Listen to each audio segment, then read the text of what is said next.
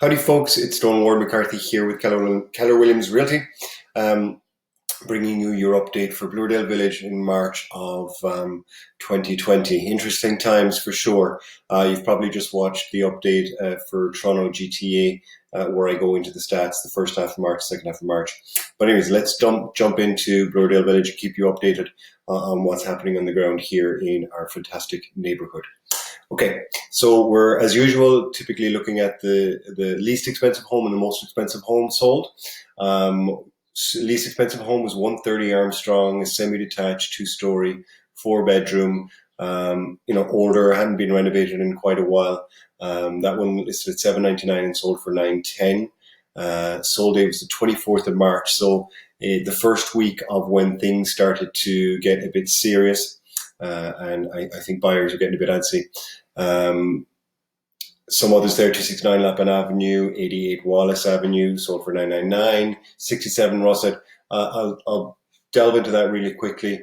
Look, that was a home that I felt, would have sold for 1.5, possibly more, if indeed it was listed 2 weeks prior. Stuff like we saw 285 Delaware went for 1.65. You had 381 Delaware sold for, 382 Delaware sold for 1.5. So, this is in the same vein, detached. This one also had parking. So honestly, so I think this really took the brunt of what's happening in the market. As you can see, the sold date was quite late in March. So that this kind of fear is and buyers kind of backing away, not knowing what the future will hold.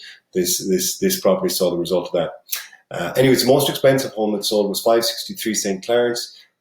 This was a detached property, over 25 foot frontage, listed at 1.7, sold for 1.885 in Bloordale Village. That sold date was there just on the cusp of when the second half of March starts to show a different story in terms of sales. Still activity going on for sure, but just a different story. Things are shifting right now. I left out 722 Lansdowne simply because that was pretty much landed like 0 bedrooms, 0 washrooms, 0 kitchen. It really just was a lot on Lansdowne, quite wide frontage lot of a derelict property.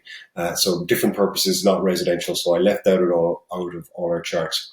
Also in the link below, you'll see access to the March stats for Bloordale Village. So you can see here just what we spoke about, the different sales, they're all there for you. But also let's look at the chart. So Bloordale Village, October 1st to March 31st sales. So here was an aggregate of the last 6 months sales of residential property. So let's just look at the totals. Total sales 23, average price of 1.127, highest sale price of 1.885. That's that property 563 St. Clarence we just spoke about. Average days on market 8. Average list to sale ratio 11% above asking. So very much a seller's market picture here for Bloordale Village over the last 6 months. Interesting. We're going to watch these figures as we move through the next few months and see how our market is affected. Okay.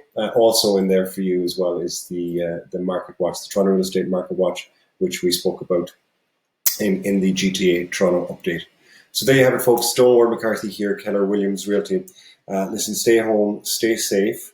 Do reach out to us if you need anything. We are doing a couple of runs for people in the neighborhood if they need anything. Some of the elderly folks as well too. If they need anything, we're happy to do that for you. So take care of yourselves, and we'll talk to you next month. Okay, thank you so much.